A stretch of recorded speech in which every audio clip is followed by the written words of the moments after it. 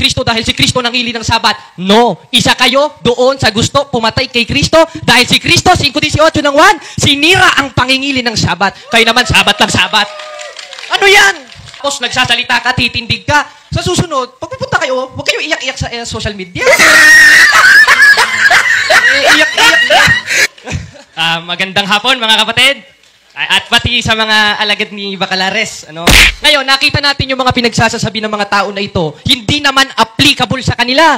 Bakit? Dahil yung John 10:16, 90 AD na isulat yun. Samantalang ang Iglesia sa Batista, 1863. Eh di hindi sila yun. Hindi sa'yo yun. At paano magiging totoong propeta si Ellen G. White? Eh bawal nga ng Diyos yung pinaggagawa eh.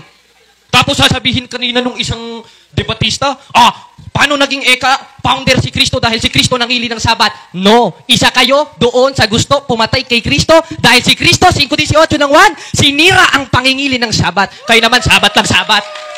Ano yan?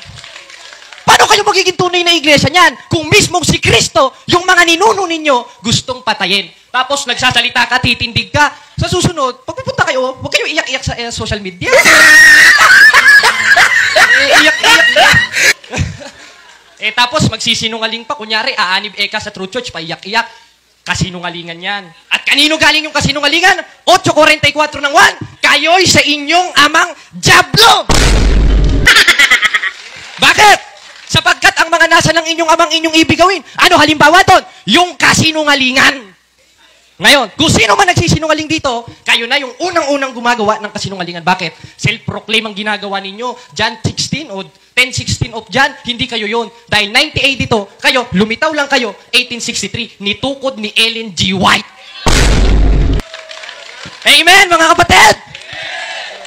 Ngayon, sino ang nagsasabi ng totoo sa diskusyon na ito, kundi ang itinatag ng atong Ginoong Hesus Kristo, sumala sa Biblia. Anong talata? 16:18 ng Mateo, dili si Ellen G. White kausap, si Pedro.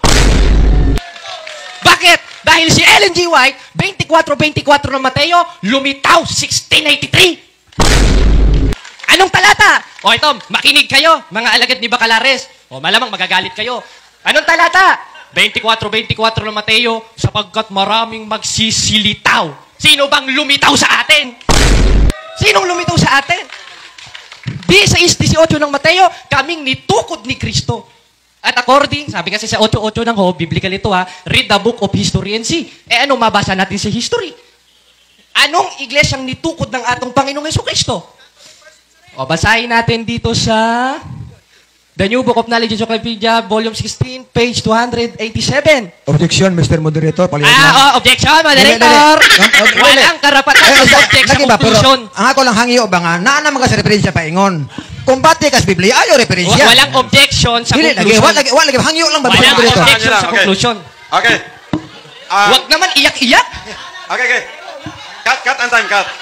Cut and time, cut. Ano na ta? Moderator's time. Ang ato ko diri, wala lay referensya. Hay, Biblia lang. So, i-reserve na Brother Jared. I-reserve na lang na, kaya kitang tanan na sayod naman sila po nasayod, Biblia lang ta, patayon! Sige, pagbigyan natin. Nag-object, wala naman object sa conclusion. Ano ka ba naman? Kung talagang totoong sa Diyos kayo, susunod kayo sa utos ng Diyos. Hindi sa Batiste. Huwag na lang natin sabihin. Bakit?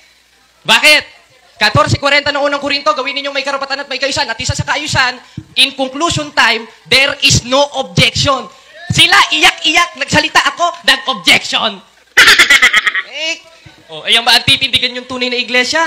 Kaya mga kapatid, napatunayan natin, hindi nila naigiba. Bakit? Isa sa patotoo ng Diyos, 21:15 ng Lucas, bibigyan ko kayo ng bibig at karunungan na hindi masasalangsang ng lahat ninyong kalit. Viva Cristo Rey, mga kapatid!